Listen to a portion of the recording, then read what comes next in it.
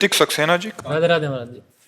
राधे राधे महाराज जी। महाराज जी, जब हर जीवित प्राणी अपने अपने कर्मों के अनुसार प्रारब्ध भोगने को बाध्य है, तो मनुष्य नाम जप कर भगवान की शरण में जाकर अपने दुख सहने की शांति प्राप्त कर सकता है। परंतु वो मूक प्राणी जो बोल नहीं सकते, अपनी तकलीफ किसी से कह नहीं सकते, क्या उनके लिए भी नहीं, कोई विधान नहीं। इसीलिए तो बड़े भाग मानुष तन पावा, सुर दुर्लभ सद ग्रंथन गावा, साधन धाम मोक्ष कर द्वारा, पाए न जे परलोक समारा, सो परत्र दुख पावई, सिर धुनि धुनि पछताए, काले कर्म ईश्वरे मिथ्या दोष लगाए। जो ऐसे बढ़िया मनुष्य देह को प्राप्त करके अपने कर्मों का नाश करके, पाप कर्म का नाश करके भगवत प्राप्ति नहीं करता, सो परत्र दुख पावई, उसे महान दुख मिलेगा। वो सिर धुनि धुनि पछताए, काले कर्म ईश्वरे मिथ्या दोष लगाए। अब क्या कुत्ता बनने पर, पशु बनने पर हम अपने प्रारब्ध का नाश थोड़ी कर पाएंगे। मान लो कुत्ते के पेट में पीड़ा हो रही, कौन दवा देगा? कौन जान रहा है कि उसकी पीड़ा? वो बता सकता है क्या? वो फड़फड़ा रहा है। कितने ऐसे जीव हैं जिन तक हमारी पहुंच नहीं है और उनको शारीरिक पीड़ाएं हैं, उनको प्यास है, उनको भूख है, उनको कोई बीमारी है, कौन देख पा रहा है? भोगना ही भोगना है, केवल भोगना है, तड़प तड़प के मरना है, कोई सहयोग देने वाला नहीं है। मनुष्य जीवन में तो हमें कष्ट है तो हम बता सकते हैं मुझे यहाँ पीड़ा है, हम अस्पताल जा सकते हैं। हम अब भजन के द्वारा, अनुष्ठान के द्वारा अपने पूर्व पापों को नष्ट कर सकते हैं। अगर पूर्व पाप नष्ट ना होते तो भगवत प्राप्ति किसी को होती ही नहीं। इसका मतलब पूर्व प्रारब्ध मिटता है, लिखित मिटता है, तभी तो हम जाकर के नए प्रारब्ध की रचना करके भगवत प्राप्ति करते हैं। ये सुअर कुत्ता बनने पे नहीं होगा, ये गधा ऊंट बनने पे नहीं होगा, ये मनुष्य बनने पर ही होगा। और मनुष्य जन्म मिला तो भूमि परत भा ढाबर पानी, तिम जीवई माया लपटानी। जैसे शुद्ध जल आकाश से गिरा और पृथ्वी पे गंदा हो गया, ऐसे ही आते मम्मी पापा, परिवार, जवान हुआ पत्नी पुत्र, मकान दुकान, रुपया पैसा, बुढ़ापा आया, फिर वही सब वासनाएं और मर गया। जिस काम के लिए आया वो काम नहीं कर पाया।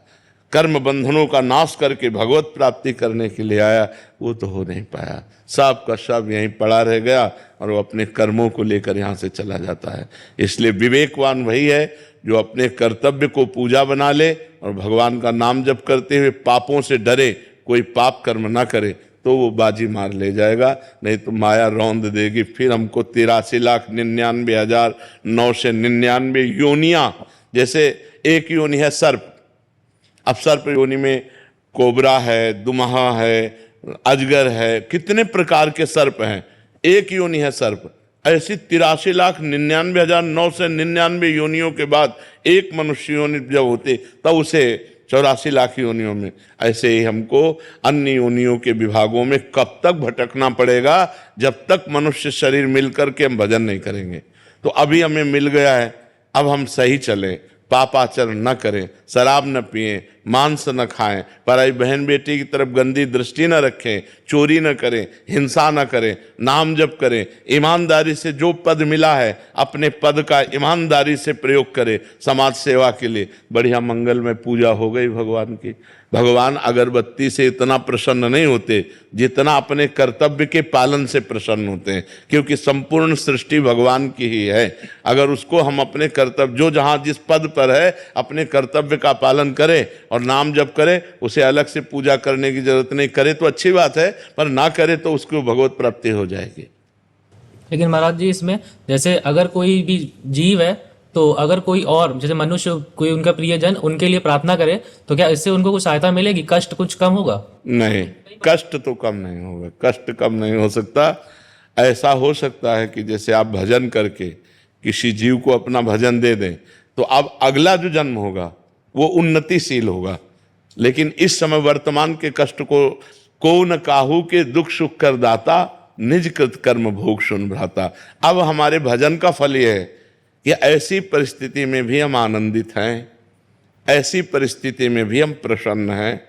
हम ऐसे प्रसन्न हैं जैसे स्वस्थ पुरुष प्रसन्न नहीं रह सकता, उससे ज्यादा हम प्रसन्न हैं। क्यों? भगवान की शरण में है। अगर भगवान की शरण में ना हो तो अभी सब बिगड़ जाए। अभी जो हमें उत्साह है, ये जो हमें पावर मिल रहा है, ये भगवान से मिल रहा है। एक नवीन उत्साह, एक नवीन पावर, एक नवीन आनंद, तो हर समय प्रसन्न रहते हैं। ब्रह्मभूता प्रसन्नात्मा। और यदि ब्रह्म से संबंध नहीं है तो फिर नहीं। इसीलिए तो चूको मत, ये घाटा कभी पूरा नहीं हो सकता। अगर मनुष्य शरीर प्राप्त करके भजन न किया तो कभी ये घाटा पूरा होने वाला नहीं, और हमारी दुर्गति फिर। अभी तो आप मनुष्य हैं, अभी आप कुछ भी कर सकते हैं, लेकिन आप पशु पक्षी और अन्य योनियों में जाने पर आप कुछ नहीं कर सकते। वही कर सकते हैं जो आपका भोग है, बस उसी को भोग लो। नया कर्म नहीं हो सकता। भैंस से नया कर्म होगा क्या? ऊंट से नया कर्म होगा क्या? सांप से नया कर्म होगा? वो प्रारब्ध के अनुसार चलता रहता है। मनुष्य शरीर है जिसमें हम नया कर्म कर सकते हैं। राधे राधे महाराज जी। महाराज जी मैं पढ़ती हूँ पर दिमाग में नहीं जाता महाराज जी। अब इसके लिए बच्चा सरस्वती जी से प्रार्थना करो कि तुम्हारी बुद्धि को तीव्र करें। नहीं, बुद्धि की जो मंदता है वो देवी सरस्वती की कृपा से तीव्र हो जाएगी, तो स्मरण शक्ति प्रवीण हो जाने पर जो पढ़ेंगे वो हमारे स्मरण में आ जाएगा। सरस्वती देवी की आराधना करो, माता सरस्वती की वंदना करो। कुछ नहीं आता तो सरस्वती सरस्वती ऐसा स्मरण करो, वो कृपा कर देंगी। मेजर सुमित भारद्वाज जी। राधे राधे महाराज जी। महाराज जी जब ऑपरेशन सिंदूर पुंछ रजौरी में चल रहा था, हम भी वहीं थे महाराज जी। मुझे आभास हुआ कि ऐसा लगा आप बगल में ही हैं। वो अनुभव अद्भुत था महाराज जी। मैं पूरा आपको जान तो नहीं पाया हूँ, बट महाराज जी मेरा सवाल है कि आप किस रूप में, कैसे हम सैनिकों के साथ हर पल महाराज जी हो महाराज जी। हमारा हृदय बहुत जानना चाहता हूँ। भारत के सैनिकों को प्यार करता है। जैसे हम अपने जीवन में कष्ट सहा कोई जानता तो नहीं ना, ऐसे हमें सैनिकों से जब हम चित्त जोड़ते हैं तो उनके कष्ट को जानते हैं। जब वो छुट्टी से अपने परिवार से विलग होकर जाते हैं और बच्चे अंगुली पकड़ करके पापा कहते हैं, तो दोबारा लौट करके उनको आना होगा कि नहीं आना होगा इसका कोई भरोसा नहीं है कि दोबारा लौट करके आएंगे कि नहीं आएंगे। पहला परिवार की ममता और प्यार का त्याग, दूसरा शरीर सुख का त्याग, जहां भी तैनात कर दो वहां तैनात, तीसरा प्राणों के मोह का त्याग, चाहे अभी छाती पे गोली लगे चाहे मस्तक पे गोली लगे, हम अपने देश के लिए बलिदान के। तो हम सबका आदर करते हैं, लेकिन सबसे ज़्यादा आदर, कहीं भी हमें आर्मी का खड़ा दिखाई दिया उसको दुपट्टा पहनाओ, उसको सम्मान करो। हमारे भारतवासियों को चाहिए, संपूर्ण देशवासियों को चाहिए कि हमारे जो राष्ट्र के सैनिक हैं इनका सम्मान करो, क्योंकि इन्हीं के बल से हम सुरक्षित बैठे हैं। अगर इनका सुरक्षा कवच ना हो तो हम चैन से सो नहीं सकते। तो हमें चाहिए कि अपने राष्ट्र सैनिकों का उत्साहवर्धन करें, राष्ट्र सैनिकों को सम्मान करें, राष्ट्र सैनिकों को प्यार दें। हाँ, हमारा हृदय आप लोगों को बहुत प्यार करता है। तो हम शरीर से तो भले आपके साथ नहीं, लेकिन मन से आपके साथ हैं, आत्मा से आपके साथ हैं, हृदय से आपके साथ हैं। और हम अपने भारत के जितने भी सैनिक हैं सब स्वस्थ रहें, प्रसन्न रहें, कभी मानसिक उनको कोई क्लेश ना हो, ऐसा आशीर्वाद देते हैं, ऐसा भाव करते हैं जी। चंद्रभान सिंह जी। राधे राधे। राधे राधे महाराज जी। महाराज जी साधक को ग्रस्त जीवन में ज्यादा पैसा कमाने के लिए, जैसे मेरे पिताजी बहुत मेहनत करते हैं, वैसी करनी चाहिए, या फिर दाल रोटी के जितना कमाते हुए भगवत मार्ग पर चलना नहीं, चाहिए? धर्म से कमाओ, अधिक से अधिक कमाओ, धर्म से कमाओ। धन कमाने के लिए रोक नहीं है, लेकिन धन को धर्म से कमाने की बात है। देखो बच्चा, हम गरीब घर में पैदा हुए थे, किसान के घर में, मेहनत की कमाई करके, तो पूरा परिवार भागवतिक है हमारा। जब मेहनत की कमाई तो सब धर्म से चल रहे हैं, और नहीं तो शराब पीना, मांस खाना, बेविचार करना, गंदे आचरण करना, ये फैल रहा है समाज में।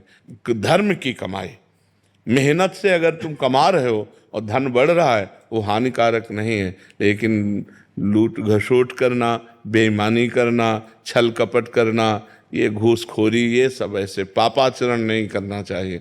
पापाचरण से जो धन आता है वो परिवार की बुद्धि भ्रष्ट करता है और अशांति और नरक प्रदान करता है। महाराज जी, मेरे जो पिताजी हैं वो 13-14 साल से माँ की भक्ति में, माँ की दया से, जी। पर अभी उनको 17-18 साल हो गए व्यापार करते हुए। वो माँ के भरोसे पैसा उसमें लगाते रहते हैं और वो डूबता जा रहा है, डूबता जा रहा है। तो ऐसा लगता है कि मेरे पिताजी की भी यही है कि वो माँ उनको इसीलिए व्यापार उनका अच्छा नहीं कर रही क्या, कि उनकी भक्ति में वो बहुत सुंदर विचार है, बहुत सुंदर विचार है कि भगवान कृपा करके संसार की उन्नति नहीं दे रहे, कि तू केवल मेरे में लगा रहे और तेरा मोक्ष हो जाए, तेरा कल्याण हो जाए। बहुत अच्छे विचार उनके हैं, पर आप उन विचारों पर ना चल करके आप माँ का भरोसा लेकर कर्तव्य में आगे बढ़ते रहिए।